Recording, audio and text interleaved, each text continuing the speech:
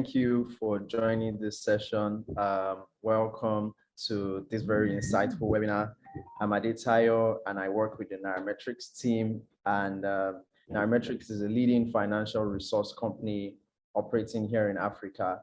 And I can tell you for free that Nairametrics covers the best investments, the best cryptocurrency content in the continent. The conversation today is changing the narrative on cryptocurrency investments.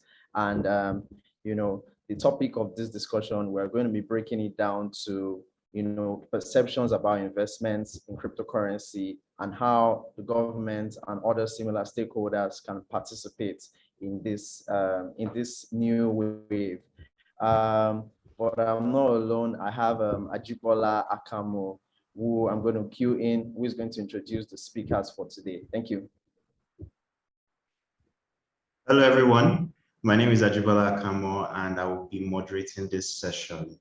So we're going to be looking at the world of cryptocurrencies, and we're also going to be looking at the regulatory aspects where we're talking about how the crypto players and the regulators can coexist. So the first person I would like to introduce would be,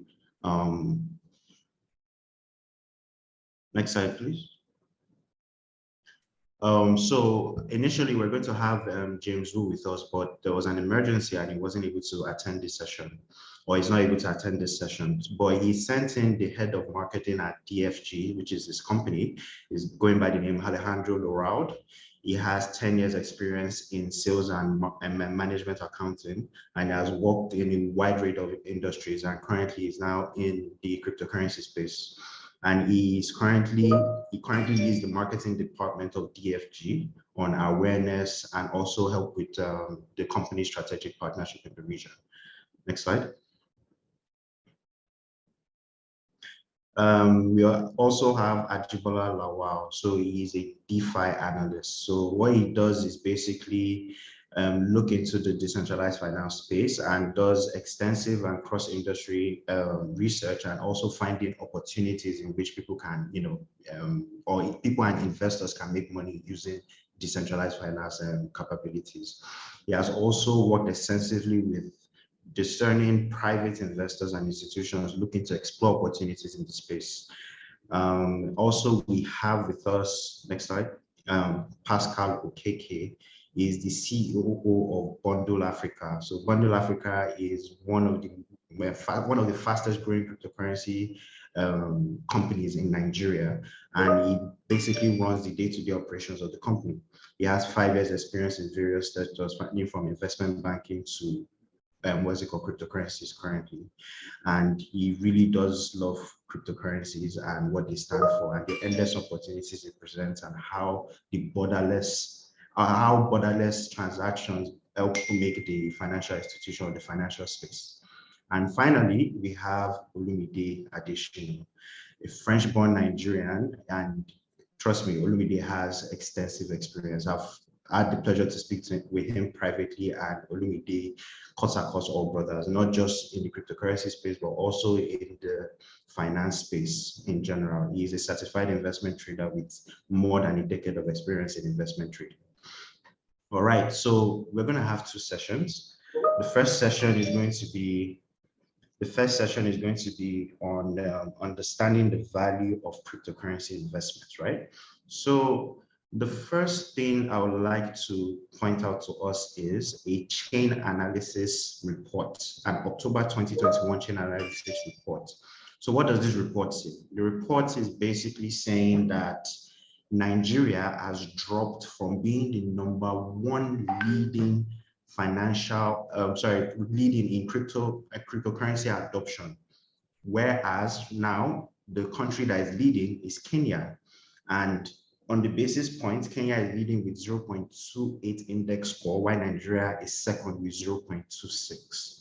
So let's move into the question. So I'm going to come at Alejandro first. Alejandro works for DFG, and DFG is more or less an asset management company that is focused on cryptocurrency investments, right? So since you guys have been in the space, Alejandro, Would you like to explain to those listening to us now what the major difference between cryptocurrency investment and traditional finance investment is? Yeah, sure. So obviously for starters, there's a big difference in terms of how you allocate capital and how this allocation is, let's say, adjudicated to an investment firm. For example, in traditional finance, you usually allocate capital and you receive equity in exchange. In crypto, you have, let's say, two different ways of doing it. You could also allocate capital and receive equity, but on the other side, you can have tokens, which may be securities or may not be considered securities, depending on the token and its processing value or how it is used.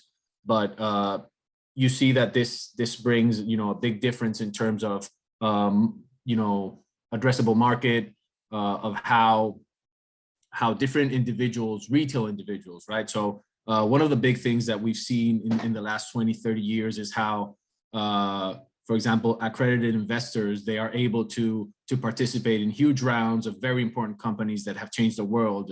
And you could think Google, Facebook, et cetera, and you see a lot of retail investors who are not accredited, but who have always been aware, and sufficiently aware to understand that these projects have an underlying value that will probably help grow in terms of on the social side, on renewable energies, on technology or Tesla, EV, et cetera, right? So you see that this creates this tokens, investing through tokens creates accessibility and a broader market to be addressed. So basically that would be the main difference between traditional investment and crypto investment in terms of companies. All right, thank you for that, Alejandro. So my next question would be for Ajibola Lawal. So I before we started the session, I spoke about the drop in Nigeria's index score on crypto adoption to second place. So there's a lot of chatter in the cryptocurrency community that it's as a result of the market volatility in the cryptocurrency space. That is why there's a lot of people that are shying away from the space, and that's why we are now currently number 2. So the question I have for you is this: what are the other passive income or passive investments opportunities available to anybody that is trying to get into the crypto space that can maybe in a way edge against the volatility in the market? I mean, anybody who has spent maybe 5 minutes talking with me about crypto will hear for free from me that in your engagement with crypto, you don't, I say it all the time, stop trading, right? Stop buying. So I don't say stop buying tokens necessarily, but I say stop trading, stop buying and selling in and out, and just focus on DeFi products that offer reproducible yields, have relatively safe smart contracts, and are not trying to, how do you say, send you to the moon or give you a Lambo, do you see? And in all honesty, like this is what changes the world, not a Shiba or a Dogecoin, Dogecoin to $1, Shiba to 10 million. Do you see? Like those stories are distracting, but more to the point, and to answer your question, the products that regular retail investors can focus on are supplied by DeFi protocols such as Yearn, Aave, Compound, Curve, and with a decent amount of information, you can deposit your stable coins, by the way, in these protocols, and essentially be returning yield that, of course, to most crypto natives don't look fantastic, but if you're able to return on a US dollar stable coin between 5 and 10% every year, you are golden. There aren't a lot of traditional finance entities that will give you that kind of return. And there I say, and Olumide can correct me if I'm wrong, since he probably has American bank accounts. It's that there's no American savings account that returns that gives those kinds of returns. In fact, they return 100 times less per annum. I mean, I can. There's no want for such jokes in crypto, but in essence, if you are a very conservative investor like I am, you will find products like that. What you're going for are DeFi protocols that have been around since the beginning of the dawn of DeFi, haven't gotten hacked, have doxed teams that are well known in the space. An example is Urine Finance. A key example is Aave, who have very recently rolled out Aave Pro and include big investment companies like BNY Mellon and Goldman Sachs in their clientele. So, I mean, I'm not just throwing names around. I also mean that you being in the same pond with being a co-customer with such entities should give you some measure of comfort that there's safety in using a DeFi protocol like Aave. So yeah, I hope that answers your question, Jibola. Oh, yes, it does. Thank you so much for that. So still on the topic of volatility, Alejandro, I know DFG is a major investor in the Polkadot ecosystem. I think you guys, since the parachain auction started, you guys have deposited, I think, about 1 million DOT tokens so far. Please correct me if I'm wrong.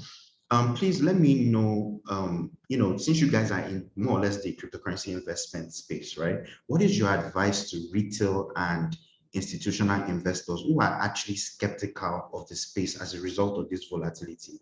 I mean, you have this big money client that is coming into the space, and then you're wondering, okay, how am I going to turn a decent return when, for instance, in May of this year, Bitcoin crashed by 50% in just between May and July? So please tell us.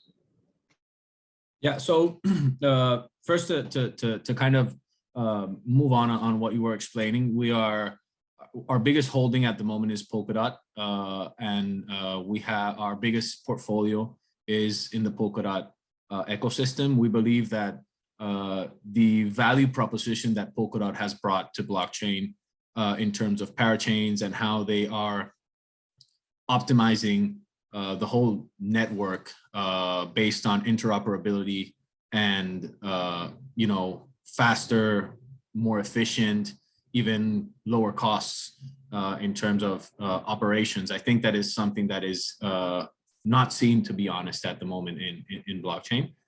You could argue that there are competitors, and for us, we don't believe in a zero-sum game. We believe that there is going to be a mature market in the next 5 to 10 years, or an increasingly mature market in the next 5 to 10 years that will probably have specific protocols, specific decentralized apps, specific solutions that will be, providing benefits for niche markets or niche groups, right? So, and that would be basically to give a bit of detail in terms of our Polkadot belief, right? And we have invested at the moment so we have a portfolio that is around 40 or over 50, and we have assisted our portfolio companies with over $1 million. That is correct. In terms of volatility, listen, there's several different points that you have to address there, right? So if someone is investing, and I'll address probably the retail investor first. It's very important to understand the basics, right? I think Ajibola was just saying how he prefers to allocate capital in a way that will be similar to passive income, where it will be producing yield, it will be gaining interests, higher interest than a savings account in any bank in the world, and you don't have to suffer the volatility or suffer the risks of an up and down, right? So that is something that is basic. For us, it's very important to understand what you're investing in. So if a retail investor is coming into the market for the first time, the first thing that we would recommend is obviously learning about Bitcoin, which is the genesis of all. So it'll give you a good understanding of what everything that has been built is based on, right? Obviously, I mean, you talk about DeFi, you'll probably go light years ahead of what Bitcoin was originally sent as a peer-to-peer cash system, right? So it's not even in the same realm. And basically move on from there. So you learn about Bitcoin, you know what blockchain is, you understand the basics, the foundation of everything. Then you move on to layer one, Ethereum, Polkadot, Solana, you know, all these layer one solutions that are offering a kind of a universe in their own sense of you know, solutions of ideas, of concepts, and of projects that are bringing facility to people around the world for different use cases, for thousands of use cases, right? The other thing is that it's important to note that volatility goes both ways. It goes up and it goes down. People like to refer to volatility only when it goes down, only when prices go down. So the downside volatility, but volatility also has an upside, okay? And just kind of echoing what Ajibola was saying, that's why people speculate. That's why they like to trade. And that's why you see huge leverage, which is something that for some is good, for others is bad, but it's something that affects the market. It affects, you know, pricing. It affects dynamics in terms of market, right? So it's very important to understand the risks when you're investing, to understand that volatility is both downside and upside, and to address this risk in a reasonable manner by understanding what you're investing in, okay? Not just, as he was saying, just go with SHIB because you saw Elon Musk tweet about it, okay? If you want to invest in something, you should know what you're investing in. Just as if you were a high net worth individual who is investing in a company, you're investing in it because there is a use case, because there's a team behind it, right? So that is something that is very important for us. And additionally, I think that, you know, the last thing is that for institutions, right? Just going on with institutions, I think that it's always important to have a long-term view of what you're investing in, work closely with the teams, just simply have belief, you know, have faith. That's basically what it's about. Have faith in the team that you're investing in, have faith in the solution that you're working for, and go long term with it. I think that goes a long way. I mean, we've seen the biggest investment firms in the world who are famous. Why? Because they've held to allocations for a decade, maybe even two. So that is something, those are positive things that we have to grab from historical investment institutions and apply them to crypto. So on both sides, there's always research. You know, do your own research is something very, very common in our industry. And I think that's the basis of everything. Doing your own research, working with a team closely, knowing who the team is, right? That's also very important. And basically just heads down and giving it time, because we're in an industry that has 12 years. This is nothing compared to other industries. I mean, we have the adoption rate of the internet in 1997, the last time I read. And so imagine what we saw, or what anyone could see of the internet in 1997, how you're using the internet today. I mean, we're talking about Web 3.0 at this point, right? So the evolution has been huge, and the amount of solutions that have been brought up are just, you know, you simply can't count them. Okay, so it's all about having patience, knowing what your focus is, and just moving forward and supporting the teams. All right, thank you for that, Alejandro. So when you were talking, you brought up something about leverage. So this question is directed to Olumide. Yesterday, as a result of the market downturn, I mean, all markets suffered as a result of COVID-19 concerns, right? So Olumide, yesterday, I think according to CoinGlass, about over 630 million longs got liquidated yesterday. So my question to you is this: like, can you help us, because this session is also about educating the masses about crypto, right? Can you help us differentiate between investing and trading in cryptocurrencies? Can you break down these differences for us, please? Yeah, thanks, Jibola. First of all, for people on the call, the narrative has always been the fact that the crypto market seems to be the latest boom in financial markets, understanding fully well that there's hardly any asset class that's giving the returns Bitcoin, Shiba Inu, Ethereum, and many others are produced in the market. So the market has calibrated a lot of young people, especially during the time where we've seen the worst pandemic in humanity, where trillions of dollars was wiped out in market value. So first of all, we saw that the influx of people into the market, especially got triggered around March 2020, when we saw Bitcoin trading less than $4,000, and it got worse to a point that crude oil prices was at some point negative. It means that even sellers were even paying buyers to take their purchase. But a lot of people came into the market with the mindset that, okay, let's pick some of these assets at discounts. Let's see how the fundamentals will. And we had decent investors at that period, because if you look at the time Bitcoin got within between 4,000 and 10,000 mark, it wasn't so fast. It had some timing. So basically, trading is just trading and investment has the same fundamental.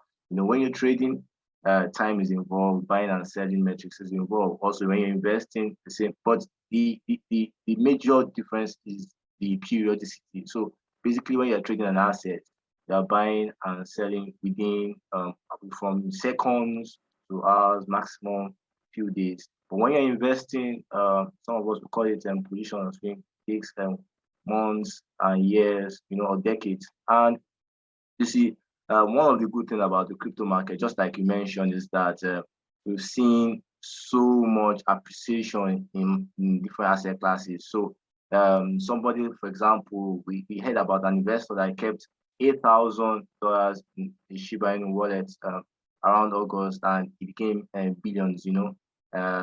So that's a market appreciation of 76 million%, and that was done basically because the person, the investor, invested. There was no movement within months. And he allowed the compound effect to grow. So one of the key things about investing is that compound interest works in your favor. So you are less stressed. So for example, if you're a doctor, you're an engineer, you're a pharmacist, you're an entrepreneur, you're a journalist, investing seems to be an ideal metric for you. So what you should basically be concerned is about price entry, how the season you are entering, why you're entering, what kind of investment portfolio you're buying, why you're buying this, and the cost and the risk to that asset, So when all those things are taken into consideration, then investing becomes a very easy thing. But you can't take away the fact of trading successes too. If you look at some exchanges, for example, Media Research, for example, one of the biggest OTCs, they make billions a day from daily trading, but they have sophisticated algorithm traders, they have fast growing machines and internet. So they make money from arbitrage opportunities, they make money from price and inefficiency. They also make money from big traders, traders that sell at panic and things like that. So that's why we see some form of liquidation at one point. We see other traders making money. So some people tell you trading is a zero-sum game, but you see, to cut away from this, I think what people, especially Nigerians, should focus on is value. And you see, if you've been reading a lot of articles around that in Nairametrics, for example, that has tried to highlight the importance of allowing time and compound interest to work in your favor. So I'll give you an example. So basically, if you bought Ethereum around March 2020, and you kept it to this level, you made nothing. At that time it was $200, and right now it's still about $4,000 without any sweat. You made reasonable amount of gains. So why would you buy Ethereum at that point? First of all, if you've been reading our metrics act, you remember that we talked about decentralized finance. We talked about the fact that the world was seeing the disruption in that space where middlemen will not be needed. And we saw the functionality behind Ethereum, despite the fact that NFT exposure had not gained traction. So all you just needed to do was key into key fundamentals and make your investment. So you have just made your position on Binance or FTX or Bitstamp or whatever, you know, and you would have just make your price entry that, okay, I'm buying at this level. What is the drawdown? So the drawdown at that point was when the pandemic was at the lowest. The crypto market was at the lowest for at that period, and that was because COVID-19 was battering at unprecedented levels. So we saw the fact that the drawdowns that would come after that was limited. So investors that are keyed into that opportunity right now will make decent gains. So now, making wrong timing also is what moving a lot of investors. So because now Ethereum, Bitcoin, they are moving close to record high, despite the fact that we saw record sell-offs yesterday. You see investors coming into the noise, and when they come into the noise, most of the time they start suffering drawdown. So what do investors need to know? You see, there's no investor around the world that will not take his respect or bow to Warren Buffett. And Warren Buffett will tell you something. One of the key things is that you buy when there's blood on the street and you sell when there's party, you know. So I think that's one of the key fundamentals around my own investment ideology, because see, when you see noises, most of the time the noises are fueled by these sellers trying to make so much, by media that don't really understand the narrative, and also by the fact that people get to see other people making so much. So for example, successful assets move when things are quiet. So if you look at the markets right now, you hardly see any asset that is at its peak giving you that kind of return when the asset was pretty unknown. So look at gaming apps, for example, gaming cryptos, for example. Look at some new cryptos on board. Now, we're seeing record gains in these assets because they've had a period of growth. So, and the fact that investors now tapped into it, we now saw that at some point, the major stakeholders recorded profit selling. So basically, investors need to understand that timing too plays a major role, and you need to be very emotionally disciplined. And that's why, you know, in this space, we don't recommend crypto assets by rule, not because we don't want you guys to be successful or rich, but you know, we want people to be able to have the ability to make their own decisions. And see, successful investment, you must also, personal research plays a major role. So whether you have 25 financial advisors or you have crypto advisors of major entities, you also need to take understanding on how to mitigate your risk and how to allocate funds at one point. Because you see, one of the things, the beauty thing about the market, just like some of the speakers has mentioned, the market is pretty early. So the volatility is not something that you should ignore. We saw the fact that just in a matter of days, Bitcoin lost about 20% from its record high. And you know, some market pundits were already saying the market was already in a bear market, because you know, categorically, when you look at market metrics, when an asset class loses 20% from a position, it means it's entering the bear market. But you can't do that for Bitcoin. Bitcoin has covered millions of percentage returns, you know. So removing 20% from that seems to be very parabolic in analysis. So I think people need to understand that timing plays a major role. Then fund exposure. When you're investing, for example, especially you're investing in crypto assets that are kind of risky, you know, you need to understand your appetite for risk. So for example, if you are in your mid-20s, you can take risk of between 1 to 5.5%. So what I'm saying is that if you are worth 100 million naira, for example, you can take 5% of your net worth. You can put that exposure. And the pretty thing about the crypto market is that you can place your position quietly, you understand? And because the market is evolving, you don't get tax exposures, you don't get a lot of bureaucratic processes. So it makes it very, why we say 5% is that it makes it very easy for you to ignore the asset even during drawdown. So for example, if you see Bitcoin tanked, despite the fact that Bitcoin had a very good 2021, you saw that at some point in the year, Bitcoin tanked almost below $30,000, and now it's over close to 69,000. So imagine an erratic investor at that time that was selling just based on market swings, But if you have 5% or less in that portfolio, you would allow your assets to move properly. So that's why it's always advisable to move in little percentage, have little percent exposure. Then also, we need to understand that, we have great teams here. So it means that people here are people of reputable standards. So when you invest in, it's very important, always ignore sponsored articles, especially when it comes to projects. I tell people that no apology on that, because the thing is that you need to understand that they are, when you see projects that have some form of sugarcoat marketing, then the onus falls on you. Because see, if you look at Nairametrics, for example, Bloomberg, Wall Street Journal, any article written by the analyst on his part will have done his due diligence, understanding the risk involved that project. So you won't want to write about something that will put the community into disrepute. And we've seen a lot of people being scammed, and they'll say, well, I saw this article on this project. So first of all, when you see an article on a sponsor that you are investing at your risk, always speak to somebody that has an eye understanding. And you see a lot of these guys are on Twitter. You can always DM, you can always message. I respond to messages, especially when it comes to fraud, scams, and things like that. So it's always very important. Then also, when it's too loud, when you see so much noise, try to take the pipeline. Try to understand what is triggering. Is it influencers that is triggering the noise?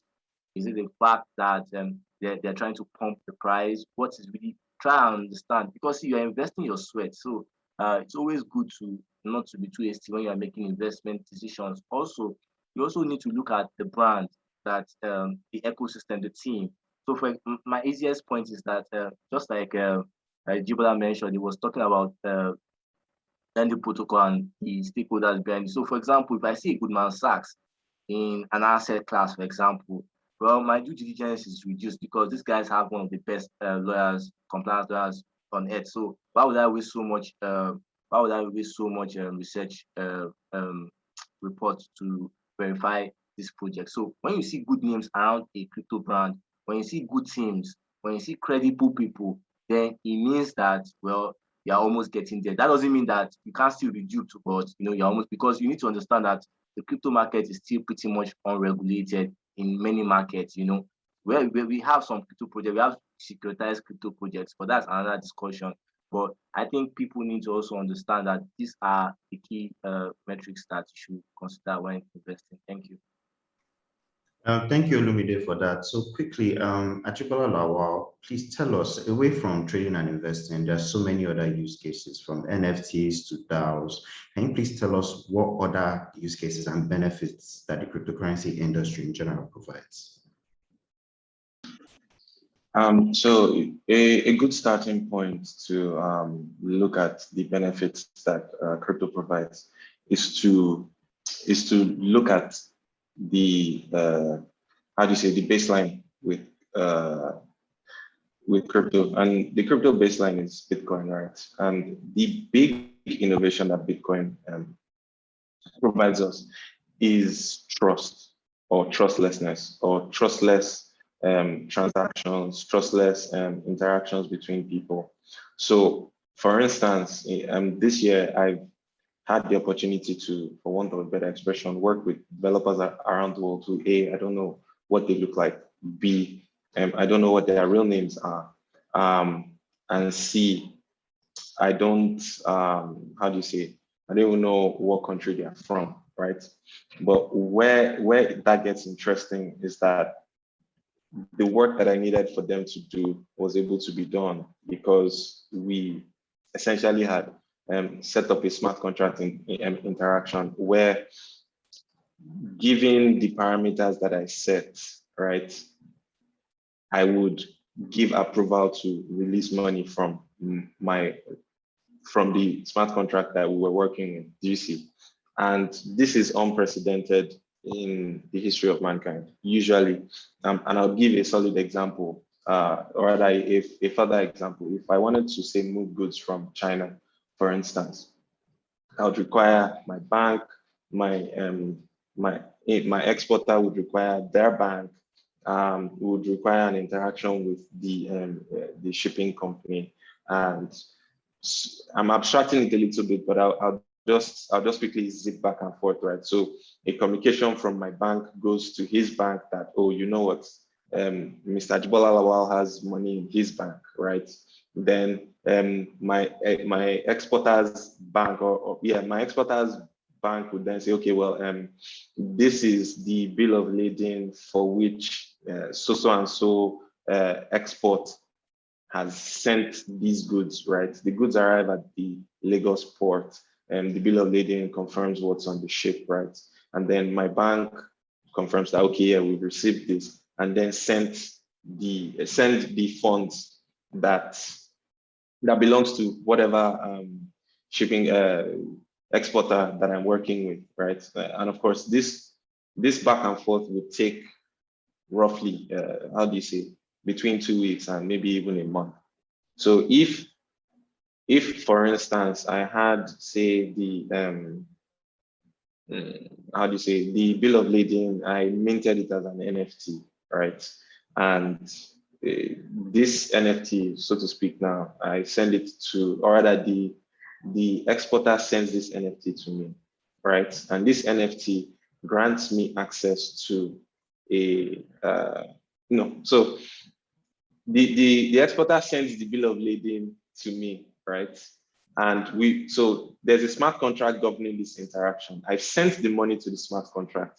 The smart contract would only release the money when I have confirmed, right, that the goods have arrived. Do you get? Guess what? We can just install a small RFID tracker on the goods such that when I get there, I snap a picture of the RFID or QR code, whatever. It communicates with the smart contract on the blockchain. And cut what will take 2 weeks, essentially of back and forth emails between Standard Chartered Bank and the People's Bank of China or whatever, right? To a 10-minute confirmation sequence. The kind of value that is unlocked in a business interaction like that is unrivaled. I don't think in all of the speculation around NFTs and Bored Apes, they don't even come close to capturing the amount of value we would be able to unleash in global businesses. And I'm even just speaking about international trade, right? International Olumide can confirm to us like the exact numbers of how much international trade influences the global economy. But in essence, like that's one use case. In a Nigerian context, we're always having, a bunch of people are always having fights over land. If our land registry were, blockchain enabled, right? So your land title is an NFT. So guess what? I almost certainly would not have to write on the walls of my house, this house is not for sale, beware of my son. Crap, I was going to say Alejandro, but yeah, you get the idea. But you think like, but like such a thing would not be necessary, right? Because if I wanted to sell my house, the person who wants to buy it would be an OTC transaction. Guess what? I wouldn't even need a lawyer. You get what I'm saying? We would just have a smart contract in between us. You come, you confirm, I confirm on my side, the funds are transferred from the smart contract to me, the NFT is transferred from the smart contract to Alejandro DC, and the transaction is done. Again, the amount of value that can be unleashed in the global economy is priceless. For me, it would. Some people talk about super cycle around crypto. When we unlock these, treasure troves of value that increase the efficiency of capital, increase the efficiency of transactions. That is when the promise of crypto is how do you say, unlocked. I could go on, Jibola, I can do this, but like Yes, I'm just, yes, I know. yeah. So these are just two very small examples. I'm underselling the capabilities that are available to us, because I haven't even gone into the rehypothecation that can happen in between when the goods are on the high sea and when they finally arrive in Lagos, where I can get efficiency for that bill of lading, which stands for capital that is on the sea, and just quickly go to the markets and get some capital efficiency out of that. And then by the time the goods arrive, of course, I have the NFT now, and then I can release it to the exporter. So yeah, thanks for asking that question, Jobs. Yeah, thank you so much, Ajiba, for that. So, Pascal, sorry, I didn't forget you. I know you are still part of this session. So please, so my question to you, being the fact that you more or less manage the in and outs and the runnings of a cryptocurrency platform in Nigeria, my question to you is going to be based on scams. So according to data from the Block platform, it said that this year in 2021, there's been over 665 exploits that's happened so far. I think about 1.3 billion was stolen, and a little bit, I think about 500 or thereabout was returned back. I'm not really sure of the exact figures. So since you run or facilitate a cryptocurrency payment platform, what has been the steps that your platform has taken in the instance of scams and whatnot? Because that's one of the major reasons. There's this narrative in social media that cryptocurrency is the currency for thieves, right? So how are you managing that aspect? Thanks for this opportunity again, Jibola. I think basically, Which Jibola are you referring to? I'm Jibs, then there's Ajibola. important thing to do is to first dispel the notion that like there's a lot of scams in the industry, and I'll give you data to show that that narrative is actually very wrong. So in 2019, according to Chain Analysis, right, only about 2% of all crypto-related transactions had a criminal element to it. Also, 2020, that number dropped down tremendously to about 0.34%, which shows you that as an exchange or people that are building in this space, that's not like a major pain point for us, right? But I can understand because of how crypto seems to seem so niche, there's the anonymity, people feel like it's anonymous and it's not that exclusive. But from the bundle side as an organization, I can tell you that for a fact, our operations is built on very strict compliance, global standard. We have stringent AML policies in place. And recently we just even deployed like a global KYC feature that ensures that everybody that enters our ecosystem is properly vetted. Now, if also as an organization, we constantly try to educate our user base. So ensuring that because anybody in crypto will tell you 1 day in crypto is like 1 year in the real world. So stuff is constantly changing. So we ensure that our FAQs are up to date. The material we put out there for our ecosystem is constantly up to date. Now, if all of this doesn't work, we have a great customer support and engineering support team that is always there to serve you around the clock. So I think it's a synergy of all of these things. And at the moment, people constantly choose to like make trades and transactions on our platform. We're growing tremendously. That shows that we're doing something right in all these aspects. All right, thank you so much for that. Olumide, last question in this session. Let me ask you this, and please, very briefly, what are the go-to steps? Because there are a lot of people on this platform that have little knowledge in the cryptocurrency space. So what is the go-to steps for an individual to be able to upskill their knowledge and, help them in terms of trading and investing, and where they can get all these informations from? Okay. In simple terms, the crypto market, investing in the crypto market is like also is almost similar to investing in other traditional markets. We're talking about stocks, bonds, wherever. So what people need to understand is that the major difference is that the crypto market by functionality is digital, so you don't get physical assets traded, but the same fundamentals, the same technicality, the same view of how you look at financial markets also plays the same. So one of the key advantages for a crypto market you need to consider is that there are always opportunities. We have more than 8,000 crypto assets, traded. And because the crypto market doesn't sleep, meaning that there's no trading bell, there's no opening bell, there's no closing bell. So there are so many opportunities. So first of all, keen with solid and projects, keen with the ones that really have good fundamentals. And how do you know an asset having good fundamentals? Look at the ecosystem, look at the team, look at the background, look at the function.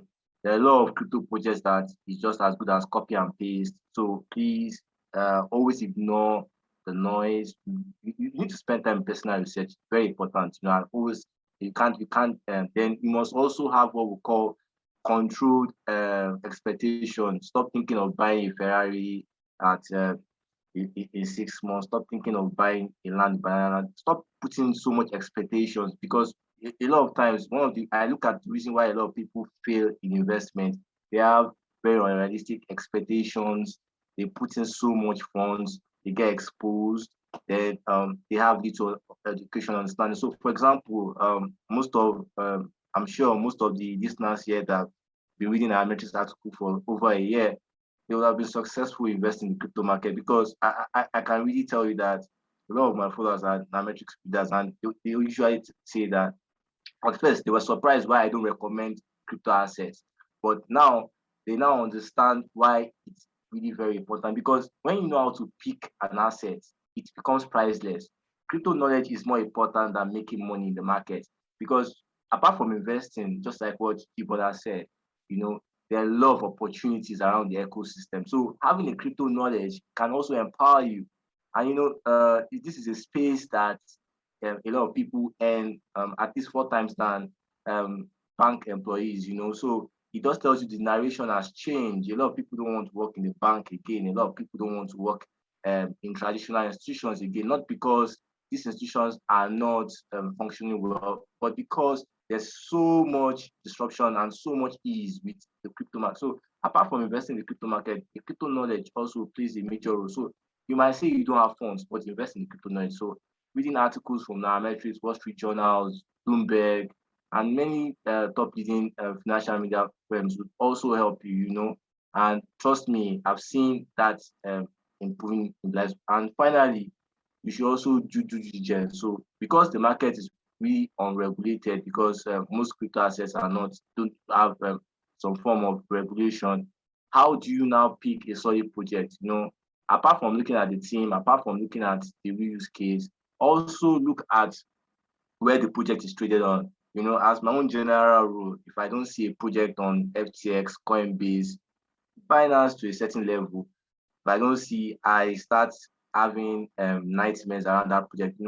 I'm not saying that we don't have decent projects, don't get me wrong, but the risk now comes on you, because apart from before you list on those exchanges, there are certain criteria you must meet. So basically, you also need to, for beginners, try with the safest one before you start taking the ones that have risk fundamentals. But you see, the crypto market is still evolving, and we have so many crypto projects. But I think listeners need to focus on few ones. The fewer, the better. Then when you get better, you can expand. Thank you. All right, thank you so much for that. And that brings us to the end of the first session. I hope that was insightful for you guys, because even me, myself, I'm a crypto analyst, and I've learned a lot from these guys speaking. So please, I also want to tell everyone to drop your questions in the Q&A session if you have any questions. And immediately we're going to kick off the second session. Second session is about how the government, the Nigerian government specifically, and crypto players can coexist. So now, in Nigeria, I think we all know the crypto narrative. In February of this year, the CBN issued an order for Nigerian banks to not process crypto-related transactions. And I think as at last month, we saw that, there were some orders from the CBN to go after P2P players in the space. And that's caused a major decline in what's called P2P trading in Nigeria. So I'm going to start with Pascal, obviously, because you operate a crypto-focused business in Nigeria. I want to know, like, despite the regulatory challenges in the country, there's a lot of interest in cryptocurrencies. The interest is quite high. So how has Bundle Africa been able to service customers while staying in line with regulations in the country? All right. I think firstly we need to like align that regulation and innovation are not mutually exclusive, right? So that means they can both coexist. Now, when it comes to regulation, I can tell you from a very confident place that our business operations are 100% compliant, right? We try to ensure that, like, it's a conversation Bundle wants to constantly be a part of, right? Bring us to the table, let us give you more clarity. So we are constantly in that conversation. We never shy away from it. Now, in respect to innovation, to be in like the conversation that we're having now, you constantly have to innovate. You have to ensure that you outpace your peers, people that are building, because people are constantly building. And I, for one, can tell you, like, if you use our platform, like we have a lot of services, right? From helping you with like remittance, hedging against devaluation, providing with not just even local investments, like access to proper investments. And that's what crypto is about, freedom. So to me, it's finding a proper synergy between, hey, we want to be we tell regulators we constantly want to be a part of this conversation, and finding that synergy to constantly innovate. And that's what we've currently done at Bundle, and we will currently strive to do. Thank you for that. And also, I've noticed one trend with crypto-focused companies in Nigeria. You guys always say that CBN's ban in February is a love letter. So please, like, where is this, the idea of the whole love letter, where did it come from? Love letter in what sense? Sense? They say CBN sent out a love letter. So I think basically if you follow this space actively, you can see that like even amongst like regulations that might be seen as stringent. To be honest, personally, I don't believe that there's any good or bad regulation, right? What are regulations put in place for? End user protection. That's the truth, right? And at Bundle, one of our core values is customer and user centricity, and that leads to customer protection, right? So for us there, I do believe it was an opportunity to innovate around the idea, and that's how we've seen it at. And that's why we will constantly say, hey, we want to be a part of this conversation, but that doesn't stop us from innovating. So it's like people try to put you in the box, but you try and ensure that you can think out of the box and ensure you service your users and provide them with what they need. All right, thank you for that. Excuse me. Let me move over to Alejandro. So Alejandro, you guys operate a cryptocurrency asset management firm, right? So tell us what has been your experience with regulators in your jurisdiction, and also what would you recommend for us for there to be synergy between cryptocurrency players and regulators in Nigeria? Yeah. So basically, for us, we have a global team, and we invest in projects or companies around the world. We have this firm belief that blockchain is border agnostic. There are no borders in blockchain or for services provided within this industry. So for us, it's about use case, team, quality of the production, right? So in that sense, we don't really, I mean, we obviously, we discuss regulations in terms of how to assist or how to always be on the good side. And we don't really have an opinion on regulation. For us, regulation is something that has existed and will continue to exist. To be honest, as Pascal was saying, at the end of the day, it's just to protect users, right? And the important thing about regulation, that's something that many don't seem to understand, is that with a clear framework in terms of regulation, when there's a clear framework, you know what you can and you can't do, right? you investors have a clear understanding of where they can go, what they can do, how they can use their capital. So it's basic. Once you have a clear framework, that avoids a lot of headaches, both sides, for the regulator, for the government, or for the individual or institution. So I think that's something, I think it's overall positive, as Pascal was saying, right? It's looking for protection in general, right? And I believe that would be the basic idea that I would share, right?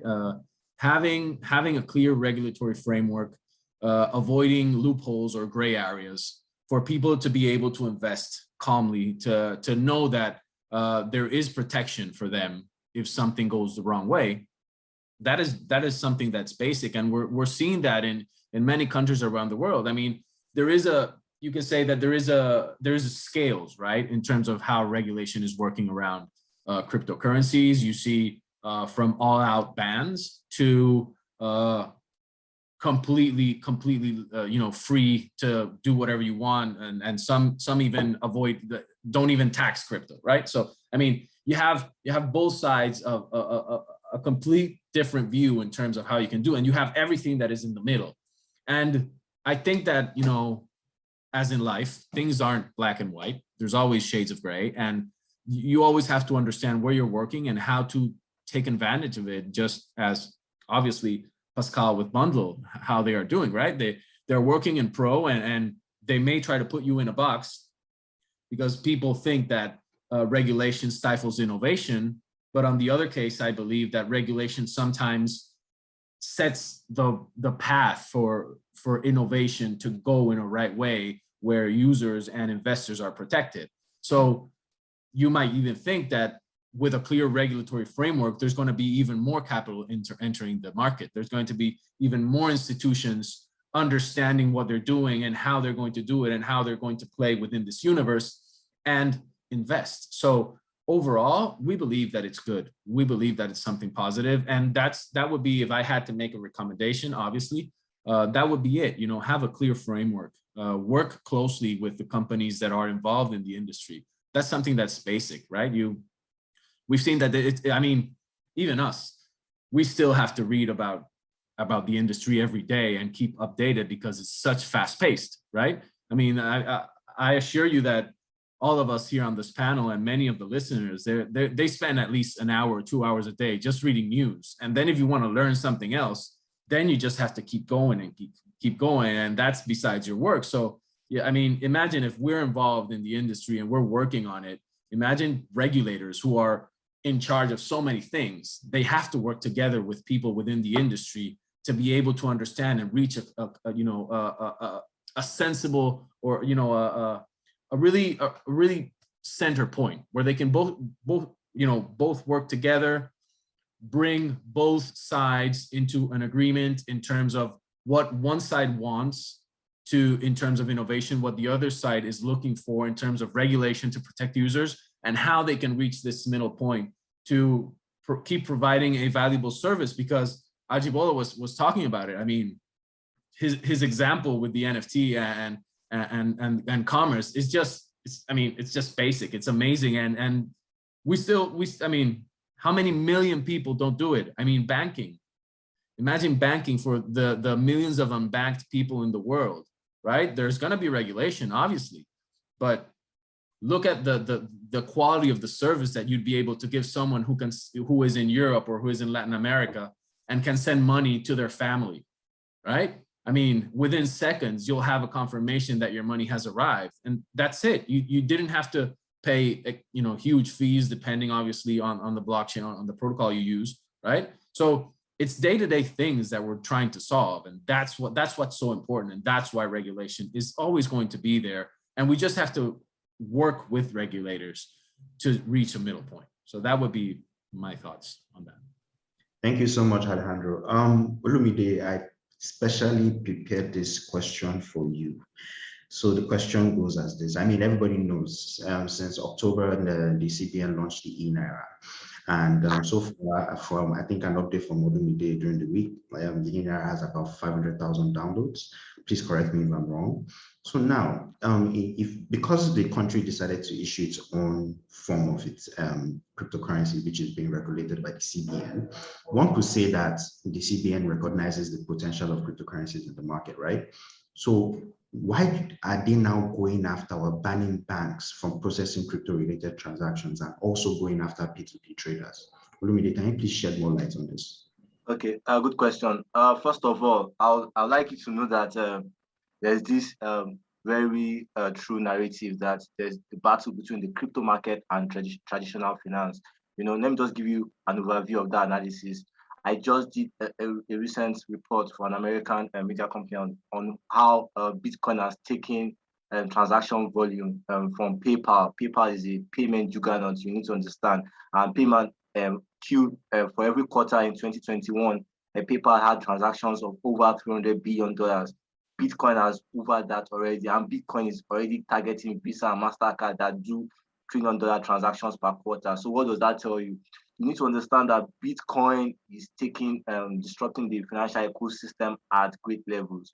And you see, one of the concerns many global central banks have is that Bitcoin is not under their jurisdiction. So they don't have any shadow or they don't have any track on that market. So that also gives them some boost pimples. So you see the narrative that global central banks from India, China, even to some extent the United States, are already trying to see how to disrupt and try to curb such upside. You could see former Secretary of State Hillary Clinton talking about the fact that the United States needs to act fast about the crypto market. So the narrative is the same across board. But you see, coming home to Nigeria, I think people miss the narrative, and it's just sad that you see regulators sometimes they are not really good PRs. First of all, you need to understand that the ban was highlighted in 2017, right? But there was pretty no much enforcement. During that time, the CBN really categorically said, "Oh, no transactions, no crypto transactions." But we saw crypto companies thriving at that period. So what does that mean? It meant that the CBN was even a bit conservative on taking action at that time because we didn't really see that enforcement, right?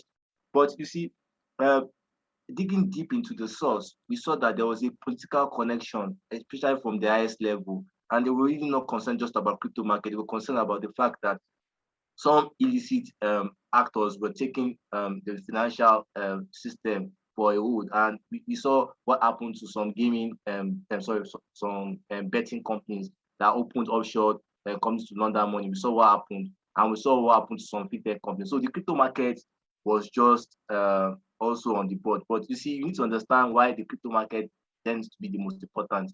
Nigeria seems at that point, Nigeria usually had the perfect storm in Bitcoin interest, meaning that the interest in Bitcoin among a lot of young Nigerians was unprecedented. Also, look at other crypto assets, the interest is so high. So a lot of young millennials understand the full fact that and the bureaucratic processes operating Nigerian banks felt the need to go to the crypto market. So we saw the need, and the Naira at that point was devaluing and lost value at some point, 30% even in 2020. So you imagine people that had little earnings suffering such valuation losses, and that was why we saw the crypto market holding the grip in Nigeria.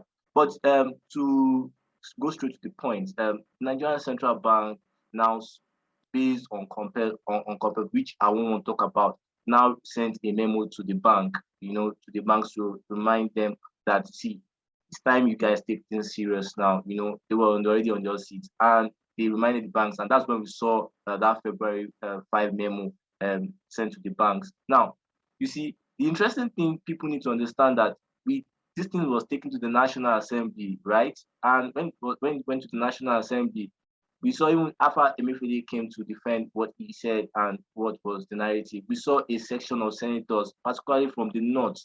So people need to understand that the crypto problem we have in Nigeria is not a monetary problem. I keep saying it's a political problem. The political power in Nigeria, whether we like to admit it or we fail to realize, is from the north. And we need to understand the north plays a key role in the Nigerian economy. And the negative bias towards that asset, especially from powerful traditionalists, which you can't really blame, really dampened the crypto resolve. And another problem was that on the crypto part too, we had weak stakeholders. I'm very happy to listen to Pascal. It's one of the few people in the Nigerian ecosystem that I think is very smart, because I think you need to understand that the crypto market too in the Nigerian ecosystem has not also lived to its expectation, because you see people that instead to be making peace with regulators, they go on social media and start becoming keypad warriors, distorting regulators at unprecedented. And also, they also practice illegal schemes. Okay, look at the market right now. A lot of Nigerians buy Bitcoin at least 20 to 30% higher than the usual what someone like Alandro or somebody in France would buy. Why is that? Because we see that P2P transactions are charged sometimes higher than the black market rate. Now, is it the CBN that will put that peg? No. People will ask me, private money, Tether, USDC, these are private money. These things are not run by government exchanges, So the prices are pegged by traders trying to optimize. So we see the fact that people are taking advantage of a lot of Nigerians trying to just give CBN and pin them. So I dig deep into this report and I looked at the corporate. So first of all, we need to have a very strong crypto lobby ecosystem. Look at the CIBN, look at the insurance sector. You see, for any entity to thrive, you must have a strong lobby and informative group. So people that understand how to engage regulators will make the job done. If you recall, look at what happened in the United States when the world's most powerful central bank governor met with the CEO of Coinbase. He had a very conservative view about the crypto market. But after his meeting, we saw, because the US Fed usually release some information about the guests that the leader of the central bank receives. We saw that he water-toned his reaction to the crypto market. He said that the US Fed had no intention to ban crypto assets, and the fact that they don't see any much need right now, but anything will have to come from Congress. So I think it's a political solution. One. Secondly, I think we need to also empower our users to understand that the CBN traditionally wants to protect the financial system. They don't want to see you guys hurt, honestly. But you see, the way it's being operated, it's just like someone has misses on the leg. Someone has a wound on the leg, and instead of to treat it, you decide to cut the leg. So some people think that the CBN is being aggressive, but I think what the CBN now realizes is that, okay, rather than beating around the bush, the fast-tracked the inner, and that was why we saw it was the first African country to bring out. Now, is it successful? Yeah, based on the fact that it has had buggy issues, Now according to Emefiele, even their target now is 1 million. Transaction has increased. We're seeing merchants across board. So is it going to be successful? Well, on my own bias, I think it will. But how soon will it be like Bitcoin? I don't think anything soon, because you need to understand that one of the key things about Bitcoin is the fact that it's decentralized, the fact that it gives democratized finance, also the fact that it has so much acceptability. We've seen many ecosystems, many credible financial entities, Goldman Sachs, JP Morgan, BlackRock, a lot of great family offices, even investments owned by Warren Buffett investing in Bitcoin. That tells you the narrative is changing. Also, don't forget the world's most valuable car maker, Tesla. So I think regulators are aware. And, I've been invited to a lot of CBN sponsored programs. And I think the truth is that the CBN are also very informed about the crypto markets, But you see, the people need to understand that monetary and fiscal responsibility are two different things entirely. So I think for Nigerians, the way you can change the narrative, from 0 to 54, we have, that's the 75% of Nigerian demographics between 0 to 54. That's a Bitcoin generation. So I think the next leader you guys should look at is somebody that understands the crypto market. And that's why I said that gone are the days when people start getting key, becoming more of a social media activist. Then we need a political correction around the crypto market. And also, we need to also understand that it is normal for central banks around the world to see disruption around the crypto market negatively, because see, these things this is power play. You need to understand that there's a big power play going on, and I hope people will I hope listeners and other people that are on this call will take this thing seriously. Thank you. All right, thank you so much. When the discussion about the whole CBN going after P2P platforms was going around, I think me and Ajibola Lawal were on a clubhouse, a Nairametrics clubhouse session where we were discussing it. So Ajibola, this question is for you. Do you believe that there is a middle ground for coexisting between players and regulations? And where do you think it's going to come from the SEC or from the CBN? That's an interesting question. I was hoping that I wouldn't have to be the one to answer it. But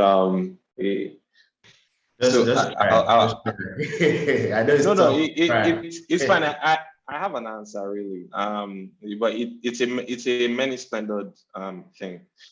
From the perspective of a regulator, say a central bank, if I'm to speak pragmatically, there's very, very few instances where central banks will willingly submit to the rule of a a supranational currency, if you understand what I mean.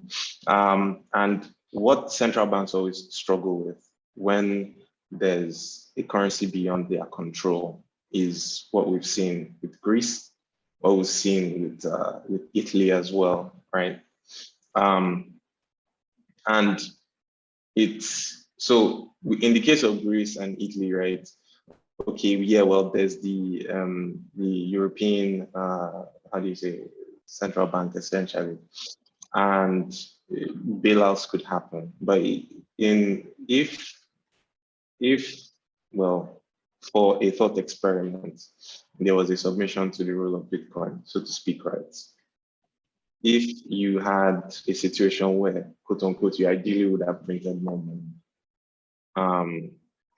this currency that you have absolutely no control over has you at its mercy, and you can't push the usual levers that you could with getting the economy to rev up, right, to do so. So that's from the regulator's side. However, the real world and real life always falls somewhere in the middle, in that what I foresee happening, and of course, this is with a little bit of prognostication. When there's enough people onboarded into the crypto ecosystem, regulators will be forced to, reckon with it. Look at America. The Rubicon has been crossed with saying a big fat no to crypto in general. Now you have people who are rich enough to form crypto lobbies, such that politicians are pushed to move in their direction, essentially. So as far as the middle ground goes, that's kind of what the future would look like in respect to that. So it would constantly be a dynamic equilibrium, right, between what governments and governance likes and prefers and what the people as governed by decentralization and the possibilities of crypto offer. So yeah, thanks for asking. All right, so a final question to you, Ajibola, for this session is from a global perspective, right? Do you think CBDCs are a working solutions or for what cryptocurrencies stand for, or do you think they are the direct opposite of what cryptocurrencies stand for? So with respect to CBDCs, it depends on the perspective you're coming from. From the perspective of a government and of a central bank, the question that they are probably asking themselves is, why didn't I think of this before? Do you see? So with the CBDC, you have insight into how individual, individual members of your populace are spending. You can see spending patterns without the need for a court order. You can disburse funding directly to your populace, again, without the need for intermediary banks. You can shut off access to the financial system to people you don't like. Of course, you can shut off access to the financial system to criminals as well, right? But most, importantly of all, is the fact that you have 100% surveillance of every single human being or entity under your control. There's no government in the world that would say a big fat no to that. Do you see? So that's on the one hand. If you line up cryptocurrencies on the other, there's total freedom. There's privacy as well. Again, depending on which of the networks you use. There's no excessive government overhandedness over your personal wealth. Do you see? If a government decided to move against you, you are using a self-hosted wallet. Do you get? So in essence, for governments, it's the best thing since sliced bread. But for the people, it's antithetical for what cryptocurrency stands for and ideally should stand for. I hope that helps answer the question, Jim. All right, thank you for that. Like you guys said, Ajibola, best thing since sliced bread. So while still on the topic of CBDCs and the e-Naira, Olumide, quick one back to you. Do you think there will ever be convergence between the e-Naira and other cryptocurrencies? For instance, if I'm able to go on Binance and I'm able to use e-Naira to swap for, an Ethereum or a Bitcoin. So tell us, do you ever think that that's going to happen? That's a very tricky question. But to be honest with you, I think in the near term, I don't see it likely because just like what Jibola was trying to highlight, how different parties view CBDC, because you need to understand that despite the fact that some governments are kind of receptive towards crypto markets, generally the consensus across board is that the crypto market is a threat to the fiat ecosystem. And you could also see the fact that the IMF was even warning El Salvador to take back the legal tender accreditation given to Bitcoin, and that's to tell you how major policy holders around the world see the crypto market. So I think, but you see, one of the things I've learned in life is never say never, and also understand that you can't fight disruption. So I think at some point later, maybe not in this decade, maybe we'll see a compromise. But I think in the near term, I think the war between the crypto market and traditional finance will get hotter. I think I'm waiting for the outcome between Ripple and the US Security Exchange Commission. Any minute on that judgment will really affect a lot of crypto assets. I'm also looking at the future of many crypto exchanges because you see, you need to understand that Janet Yellen is somebody that a lot of people don't really understand her, but she's somebody that when she takes the bull by the horn, she ensures that the job is done. So the fact that she has already started a framework around stable coins, looking at private money issuers, tells you the fact that these guys don't look like they're ready to reduce their curb on crypto markets. But you see, generally across board, we see the credibility in the crypto market growing. We're seeing the fact that now we're seeing major brands, who would ever believe that Tim Cook would talk about Bitcoin and Ethereum exposure? Who would ever believe that a think of BlackRock would talk about the fact that Bitcoin has hedging inflation properties? Credible brand names that already talking about crypto market tells you the fact that disruption is already in play.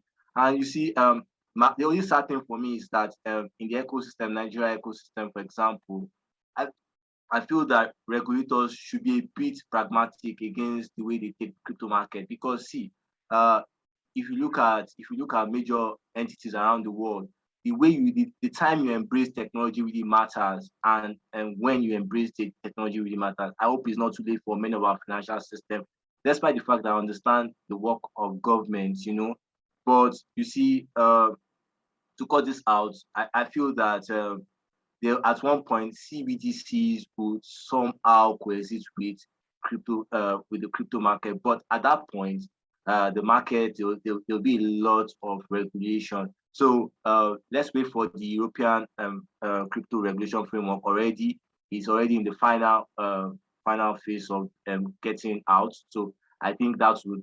But I think from the United States are a bit lagging when it comes to regulation, and the reason is because they will tell you that they don't like changing laws up and down, so they will really take their time. So that's why you see that the digital dollar is not yet in play.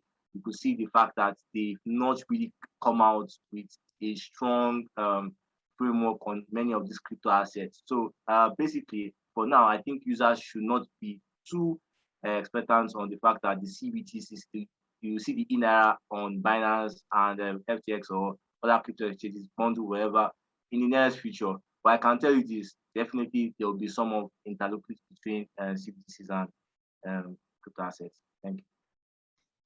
Thank you so much for that. So let me move to Pascal, being that, of course, this might be a tricky question for you to answer, right? But being that you are the CEO of a cryptocurrency company working in Nigeria, do you think that the government is better off taxing cryptocurrency transactions or whatever that is going on in the space rather than an outright ban? Because, as an extension, there is a case for taxing exchanges, profiting of investments and etc. Do you think the government will benefit more from that than going out on an outright ban?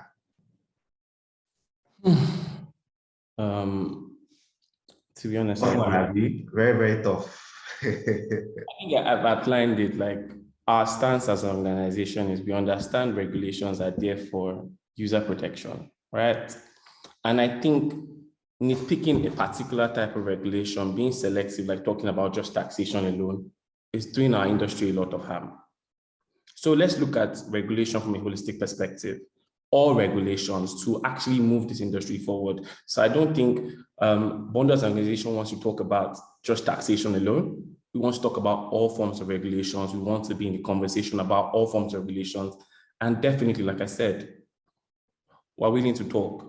We are always going to be willing to talk and aid the clarity that government seeks on a global level. All right, thank you so much for that. So final question for this session goes to Alejandro. So what are your projections for the next 5-10 years on what cryptocurrency regulations would be globally? Can you give us what you think, or a precursor to what you think, what your opinion is on this? Wow, kind of echoing what Olumide was saying, who would have thought that 5 years ago we'd be, or this industry would be in the head of big institutions that have been leading the financial industry for decades. I mean, that's something that when looking forward, you have to kind of analyze where we've been coming from and how it has all been evolving and how quick it has. So listen, we expect layer one protocols obviously to continue growing, to continue expanding, maturing, creating a more inclusive, but not inclusive in terms of only for people to enter, but also an interoperable ecosystem where projects from different, working in different kind of hubs connect to each other. I think that's something that's very, very close, maybe even closer than 5 years, right? In terms of the market as a whole, I think maturity is going to be always something that's very important. I think we're still young. I mean, we're not even a teenager in terms of age when it comes to the industry, right? So and teenagers are probably the ones with the heaviest years or the most volatile years. So you could expect that reaching this maturity, we're still going to go through some pretty nice ups and downs, if you understand what I mean, or there's going to be many things, and regulations is one of those, right? So within the next 5 years, we're going to see huge changes in terms of regulation, a lot of clarity, frameworks being established by regulators, and that's going to be important. So in terms of investment institutions, I think that we're still just working, just looking down, looking at the industry, looking at different, teams, projects, how they're working, what they're bringing to the table, and how we can just help them realize their concept and realize their idea. And yeah, listen, in terms of price, who can tell? I mean, I wouldn't dare say a price for this or that. I think markets have a life of their own. And even though some of us or someone can probably analyze it and do some charting, fundamental analysis, and understand where it's going, in the immediate future, you can't really see it. It's always looking backwards when you have 20/20 vision, right? So when you've already gone through all the hardships and you look back and you say, yeah, I knew that this was going to happen. But it's easier to say looking back. It's very hard to say looking forward. So for me, it's going to be, or for us at DFG, we believe that it's growth. It's a lot of gaining maturity, onboarding a lot of people, millions of people, and I'm sure Pascal will be able to share that with us in the next 5 years, how they're onboarding millions of people. And that's what we believe, I think that there's going to be a lot of growth, and maturity is going to be an important thing, and regulation is going to be something that is going to be an important factor within that maturity. So yeah, that would be it.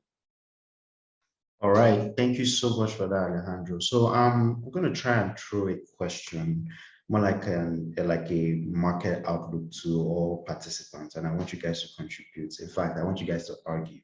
So Bitcoin fell by $5,000 yesterday, and the underlying issue there was as a result of the COVID-19 variant that many are saying is vaccine resistant, right? So the question I have is this: do you guys think Bitcoin will still hit $100,000 by end of year? Alejandro, I'll start with you. Okay. So since I said I didn't want to talk about prices, that you're throwing me the fastball first, right? Yeah. Listen, if you check on-chain metrics, which is something that I like to do as a personal hobby, you could assume that based on the low quantity of Bitcoin in exchanges, based on the lifetime of Bitcoin in terms of Bitcoin that has not been exchanged for long periods of time, you could assume that there are indicators that will confirm the fact that it may go to 100. At the end of the day, for me, it's HODL, and for DFG, it's the same. It's HODL. We're not looking at it for this year, for the next year. We're looking at it for the next 10 years, and at the least, right? We don't really, it goes up and down. We've been doing this since 2015. And we've seen bear markets, bull markets. We've seen all. We've seen bans from everywhere that can come. We've seen crypto-friendly regulations. And for us, it's not about the immediate future. It's long-term. It's 10 years, 15, 20 years from now. So if it reaches 100 this year or next year, listen, it's good either way. All right, who has maybe a contrary opinion and wants to support that? I mean, the floor is open to you guys, so please go right ahead. So I mean, from my perspective, in all honesty, price doesn't matter for several reasons. Again, I play in the DeFi space, right? Up, down.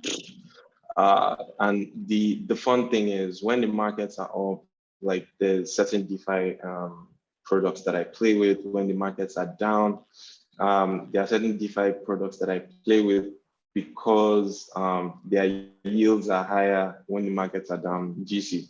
So like it's not a big consideration for me. But regardless, I have Bitcoin holdings that I decided that I'm never going to sell. But even like when the markets get really, really frothy and I sense that there's going to be some downside expected, like I have like hedging strategies that make sure that I end up with more Bitcoin than I started with GC. So it's I guess for most people who have spent long enough in space, like the price is not a material consideration as much anymore. And then of course, like when you spend time actually building stuff, like what I described to you with trying to increase the efficiency of international trade using the blockchain, like if that's what you're focused on, like will the price of Bitcoin or Ethereum be a consideration for you? I can answer for you, no. Do you get? Like, and it's a deeper lesson to like everybody in the space, in that like if you are concerned about the price, oh yeah, it's going to 100K, then one, you're overexposed. Two, you're going about it wrong, because you were talking about the future of finance, or as people in this place would say, the future of France here, right? Like that should be the littlest consideration for you. Like imagine if someone in 1999 was talking about what's the price of Amazon going to be? Like it's such a misplaced priority, especially as compared with how the internet as we know it has changed everything, and from education to commerce to even what we saw with the Arab Spring. Do you see, like, if someone was asking about the price of Amazon in 1999, like now, like how differently would you look at the person? Wouldn't you just like, are you serious? Do you see? Of course, this is not to denigrate people who are concerned about the price. Like it's a thing. Do you understand? Like I'm happy when my portfolio is up, yay. But I'm not necessarily I'm not necessarily how do you say, perturbed by downside, really, because we're in this for the long haul. So yeah. Okay. I think price is everything, if you're in finance and you don't really consider price, then why you paying, then why you buying, there's always a value for everything. There's always a cost for everything. So, but I understand the perspective Jibola is coming from, and you need to understand that not everybody has Jibola's kind of earnings. So for an average Nigerian that is trying to gain exposure just to improve his livelihood, and I don't see Bitcoin hitting 100 this year, and the narrative is very clear.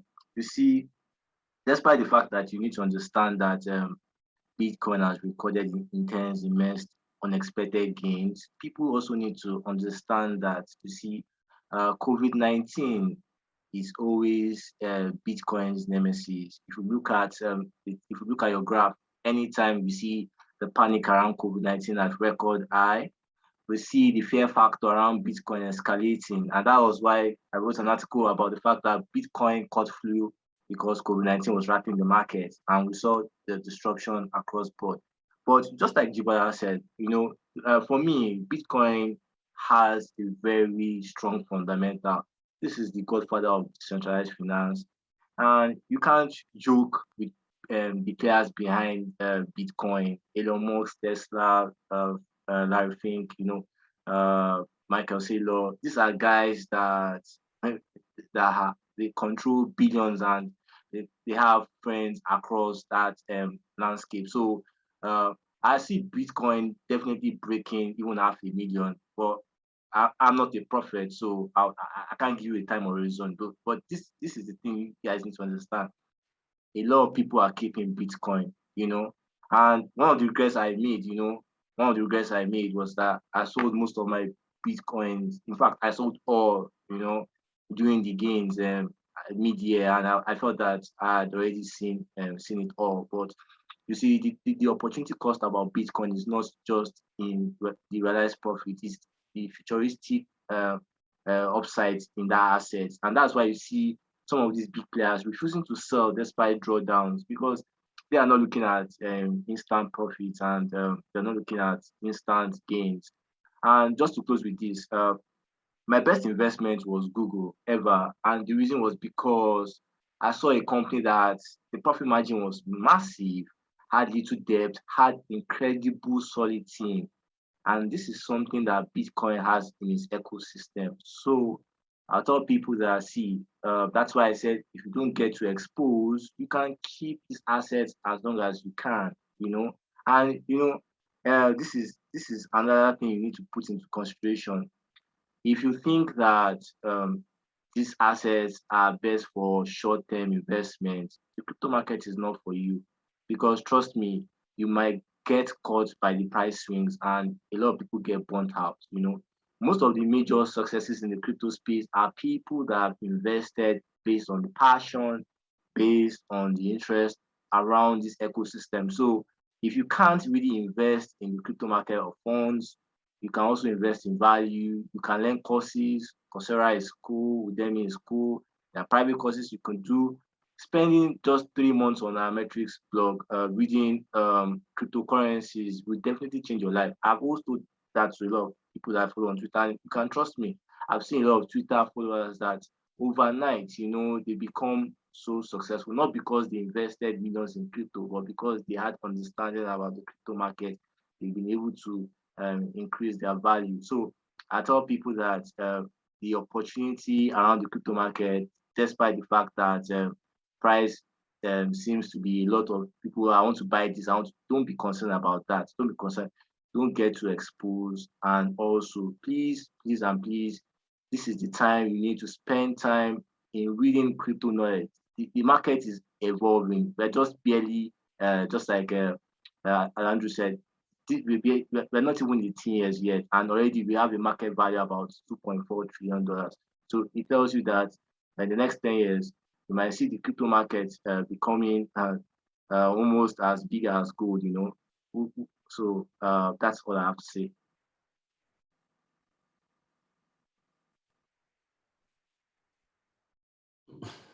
I think all I'm going to say is it's still day one. Like it's still day one.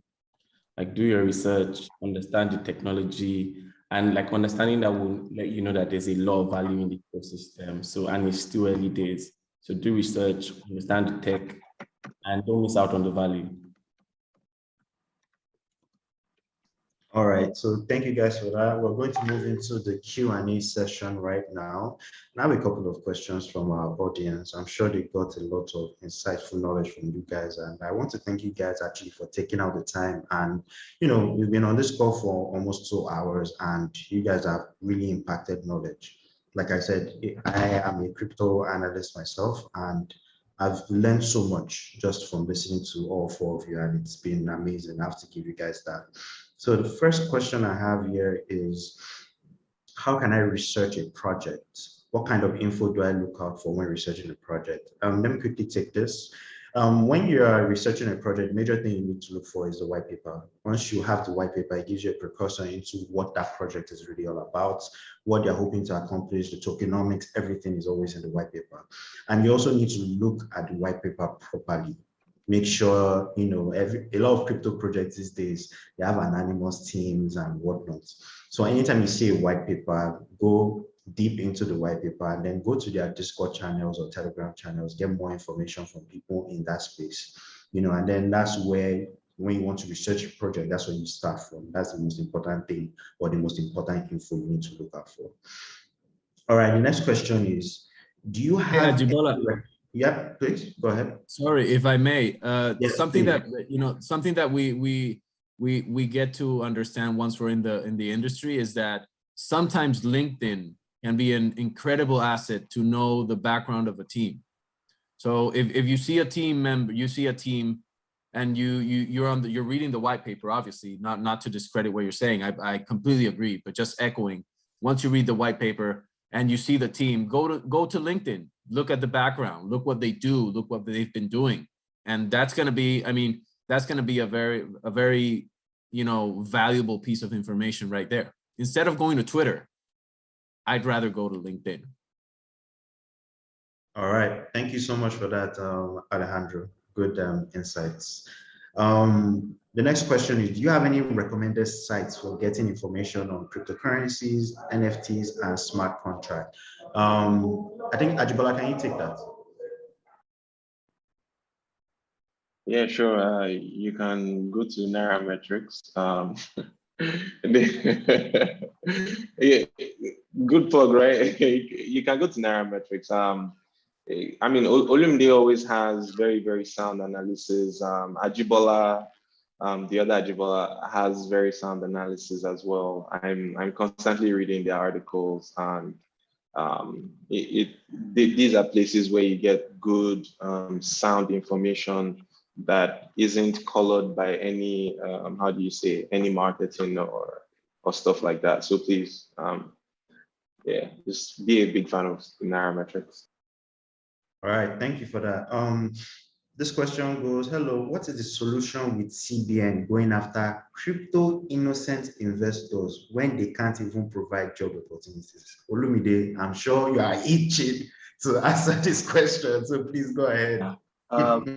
Yeah, I understand the writer's concern, but see, it's just very sad that usual narrative out there is that the CBN is trying to disrupt the ecosystem. Just like what we said earlier, the CBN is just trying to protect the financial ecosystem. They feel that they see the crypto market as taking power away from them, and every sovereign authority won't want to play with that fundamental. But I think on the P2P, the things we are seeing in place, just more enforcement, because the CBN has sent like 3 memos to the banks this year on cryptocurrencies alone, and that just tells you the seriousness in the matter.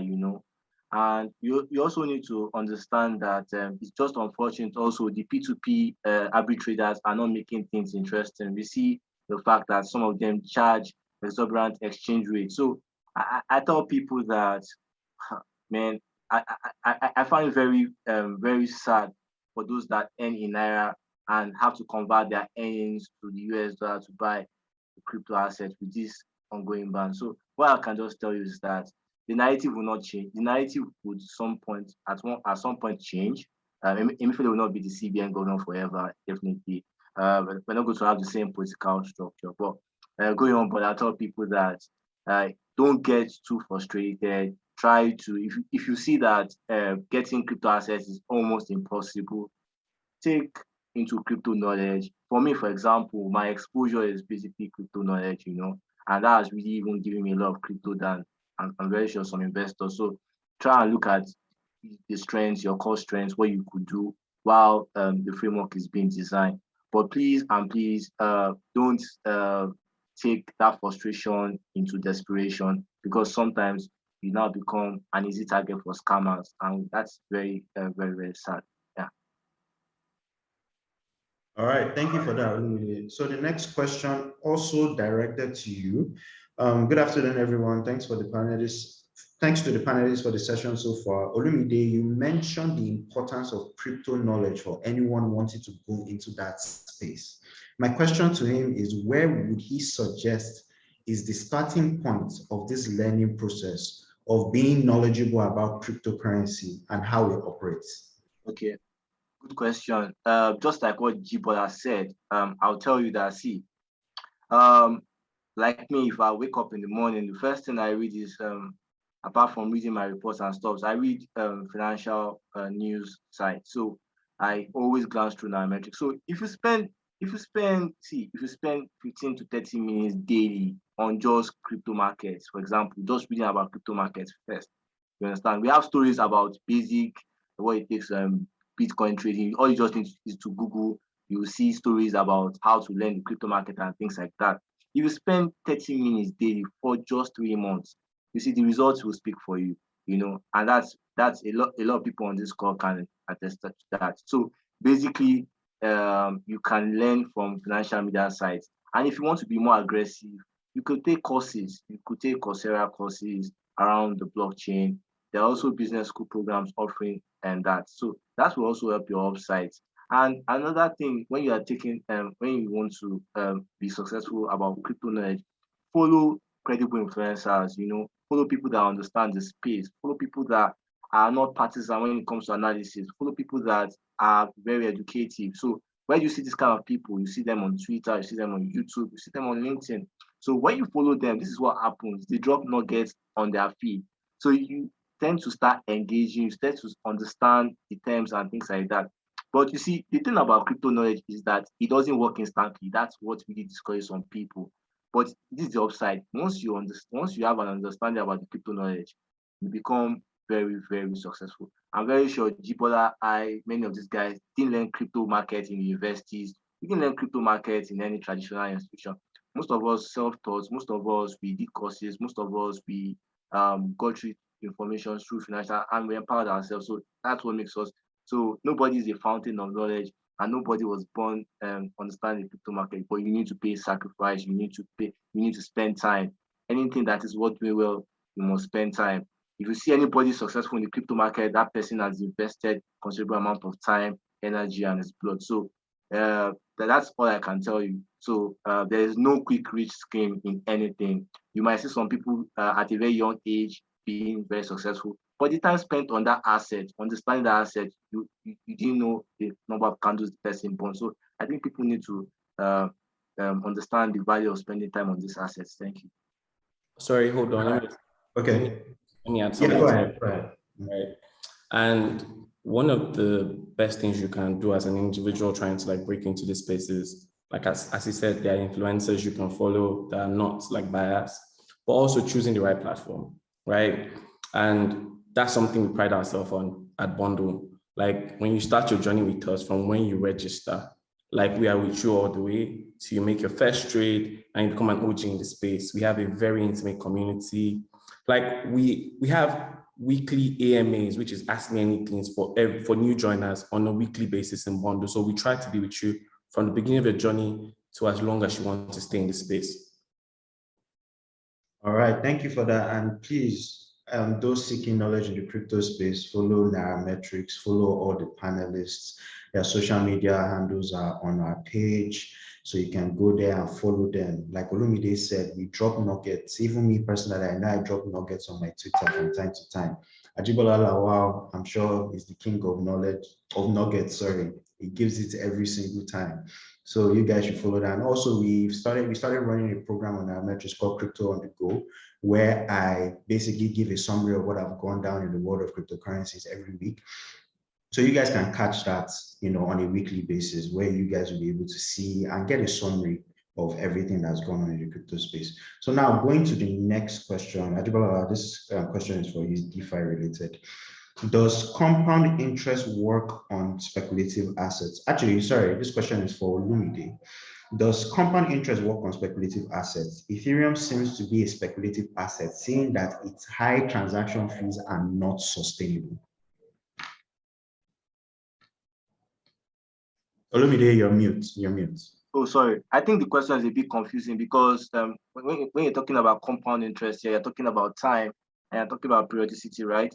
And when you're talking about gas fees, you're talking about cost of moving transactions. So these are two things that, yeah, compound interest work for any great investment when you invest over time, and definitely Ethereum has produced immense return. In fact, I think one of my most successful crypto investment has always been Ethereum.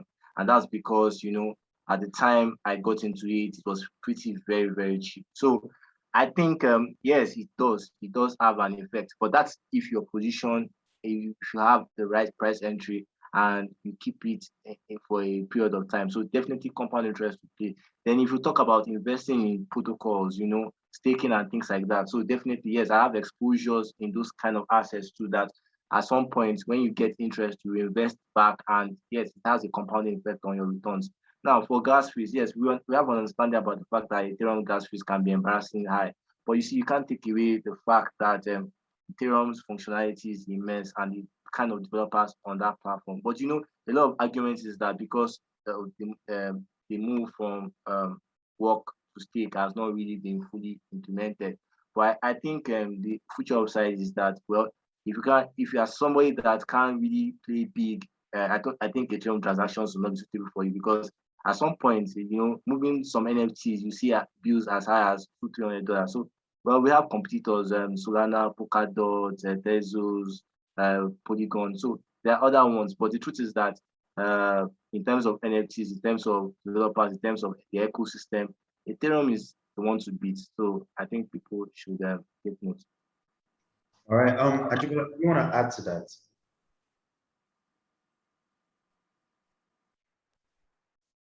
Yeah, definitely. Yeah, so I mean, it's several things at once. In general, for retail investors, I always advise that that because of the gas fees, there's Ethereum layer 2. So you have Arbitrum, you have Optimism, you have Polygon. So you can all the things you want to do on Ethereum, most of it you can do on the Ethereum layer 2s. And I mean, at a or rather more to the point and to the question is yes, definitely Ethereum does compound. And because of its CAGR, which is, I hate saying this because it's really high, and it numbers like that drive the how do you say, the speculation even further. But over the last, well, since Ethereum was born, it has grown on an average of 200% every year. That's mental. If you There's compound interest calculators on the internet. If you put in that figure, like the number of zeros that you get, even on say a $200 investment, is insane. But with that said, to answer the person's question, yes, the high fees are unsustainable. It shuts out retail investors from being able to participate in the crypto space. However, the response to that is there are other networks that have much, much cheaper fees. You have Solana, you have AVAX, you have, of course, the Ethereum layer 2s, and you have the up and coming networks as well, like Crypto.com's Chronos, Radix, Extesos, like Olumide mentioned. I could go on all day. Don't forget to mention Polkadot. Don't forget to mention Polkadot for. Oh yeah, of course. For Alejandro's Polkadot, and of course your favorite Cardano. So yeah, there's, I think it was Olumide that mentioned earlier, there's over 8,000 cryptocurrencies. So there's options. I mean, if you just Google Ethereum killer, you would find all of this, and most of the products that you can find on Ethereum, you'd also find on those networks. What Ethereum has going for it really is Metcalfe's law and what's this concept again? And just network effects in DC. But for that, the fees are very, very discouraging. Thanks for asking me the question, Jabal. All right, so last question that we're going to be taking, because there are a lot of questions and we're sorry we can't answer all the questions, but last question is for Pascal. How does Bundle Africa ensure compliance with CBN regulation? Like I said, we are constantly in talks with regulators. Like, it's nothing that we're not like used to. We help them. They reach out to us for unique cases, which I don't think we need to start going into one by one. But like, we're constantly in talks, we're in these conversations, and we're constantly at the table with these guys. So yeah, that's how we ensure compliance. Right, so now I need to hand over to Tayo now. So Tayo is going to take us home. So Tayo, please go ahead. Yeah, thank you so much, Jibola, and all the panelists. It has been a very, very engaging conversation.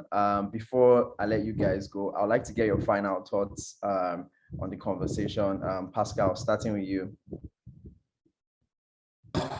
Nice. I think it was enlightening, and not just from like on a general perspective. Even me, I think I got to see different perspectives. Like the idea Jibola talked about, NFTs using for a bill of lading. Like, I've had that idea in my head. That thing was amazing. Even like the ones for like, amazing. It's amazing, and that's why I keep on telling people, like, it's the one. Like, crypto is going to enter your daily life. The blockchain is going to enter your daily life. It's amazing what we can achieve and how we can go. And on a final note, I'm actually very grateful for like the opportunity presented Bundle by like Metrics to like come and talk here today, because I think when in space that help amplify the good stuff that's happening, yeah, it's going to have a ripple down effect. And like you talked about, the essential of this talk is changing the narrative. Great things are happening in the space. People are raising money. People are getting acquired. Innovative tech is coming out. Like crypto is reducing turnaround time for transactions remarkably. So it's not just for the guys or the major players that are building stuff. When we collaborate, this narrative is going to change over a long period of time. And like I said, Abdul is always going to be interested in conversations like this and being at the table. So thank you. Yeah, thank you so much, Pascal. I'm going to move to Alejandro. Yeah, guys. First, I'd like to thank you for this opportunity, for including DFG in this conversation. We really appreciate it and very grateful for it. And my final thoughts are due to my background being from South America, from Venezuela specifically, and understanding the effects that cryptocurrency can have on the regular folk, just moving around, doing their day-to-day stuff. I think that Latin America, very similar to Africa, has great potential. You could even say that it's an undiscovered gem in terms of the amount of people, the amount of capital, the amount of solutions. There are amazing solutions already being built there. And I think that there's only room to grow. And I think, I don't think there's ever going to be like backtracking on all the achievements that we've been seeing in these continents where, you've seen so much growth and so much innovation. And because it's easier, sometimes it's easier to jump from 0 to 1 than to jump in a different way, right? So when there is no infrastructure that is in between 0.0 and 0.1, the jump is so much faster because you simply apply it. When there are many levels of infrastructure in between, it gets more complicated. So I think that, again, I really appreciate being here, listening to Pascal, Ajibola, Olumide, and understanding, a bit more of how everyone thinks and how you guys think and how you see the industry. So appreciate it very much. Thank you. Yeah, thank you so much, Alejandro. Jibola, Chairman LMO. Yeah. Okay, I thought it was me. I'm sorry. Yeah. But yeah, I'm always happy to spend time in these conversations on nairametrics. I could talk about crypto all day. I see it as, it's tried to say, oh, it's the future. Yeah, I'm more focused on the innovation, on the innovation that we can how do you say, bring out from the space. Do you see? And like, one of the things I'm most passionate about over and over again is how we can get 2, 3, 4 people in the room. Like, the more Africans that we can get into the space, and not even just enjoying from the volatility to the upside, but just creating stuff, being a part of the conversation for the future. These are the things that drive me and make me happy. I'm constantly meeting and talking to people who are building in the space, and it's so inspiring. And the opportunities that it offers in helping people guard what is their life's work against like currency devals and inflation. Like, it's an honor, really, DC. So like, conversations like this are heaven to me. So yeah, thanks Tyre, thanks Jibola, and thanks Ugo. I know he's not on this call, but he's going to watch this recording. Yeah. So yeah, thanks, man. Yeah, definitely. Ugo is definitely at the back end. So move to Olumide. Yeah. For me, I think it's a bit emotional because I think when we talk about crypto markets in Africa or Nigeria particularly, you can't ignore nairametrics. And the story has been a bit very exciting because we need to see how the fact that nairametrics is basically known for stocks, bonds, and other forms of traditional instruments. The crypto market has really opened a lot of opportunities to a number of Nigerians. And despite the fact that we see stiff regulation, you see the credibility around the entity trying to bring in real-time information to a lot of users. And this is what I have for people on the call. I'll tell you a short story. I remember there was this hairdresser when I started writing for cryptocurrencies on our metrics platform that needed to do transactions. She didn't understand what a wallet was. And, we took time. Nametrics does a lot of nuggets around empowering people of crypto markets. And now this lady now, she has her own big in Dubai. So it tells you how many people have been empowered on this call, and how people have been empowered on the Nametrics platform. So it's a big kudos to the platform. And for the speakers, yeah, I'm really very excited you guys dropped some priceless nuggets for people to really go back and work on. And for listeners, this is what I have you guys to say. Your destiny is not in government's hand, your destiny is not in anybody's hand, your destiny is in your hand. So if you don't really have funds to invest in the crypto market, you understand, just like we said, investing in crypto knowledge will give you a compounding effect you never dreamt of. Naturally, most of my earnings have come from traditional finance, but I think from 2020 to 2021, I think it's one of my best years ever. And that was just because of the crypto market. So it tells you the endless opportunities it creates. It tells you the doors open. So for people that have pessimistic approach towards the crypto market, yes, I understand your narrative, the fact that it doesn't really have some government approval around. But see, don't forget that when Google started, a lot of people underestimated that they didn't see encyclopedia, they didn't see the libraries going under extinction. But who goes to the library these days? Who reads encyclopedia? So it tells you that the narrative would definitely change. So please don't allow technology to change your perspective. Try and be ahead of the curve. Knowledge is priceless, and stick to nametrics. Thank you very much. Thank you so much, Lumide. So Jibola Akamo this time. I'm going to take your final comment as well. Well, for me, it's thank you to the speakers.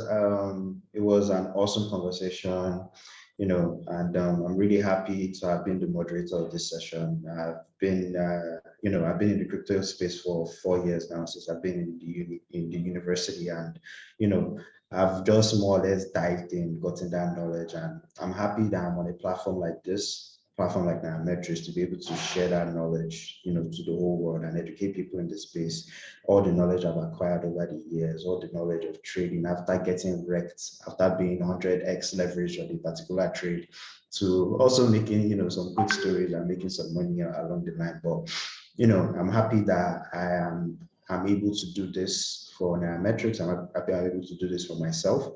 And I just want to thank everybody for coming in. We've been on this for like 2 hours now, and you guys stood from beginning to the end. That I really appreciate that. And I hope you guys are able to get on that crypto journey after this kind of webinar, where this level of knowledge was given out. So you can always reach out to the Nairametrics page. You can get knowledge from there, definitely. And I think soon, Nairametrics will be doing something in line of, creating more like what's the word? A crypto 101, where people will be able to come and learn about the basics of crypto. So yes, thank you, everyone. And have a lovely afternoon. Don't miss your one there. Yeah, I know it's still early. It's 3 o'clock. You will still get your one there. Don't worry. Go. Yeah, thanks a lot, Jibola. I really appreciate it. From my own end as well, major takeaway for me is to focus on value that projects bring.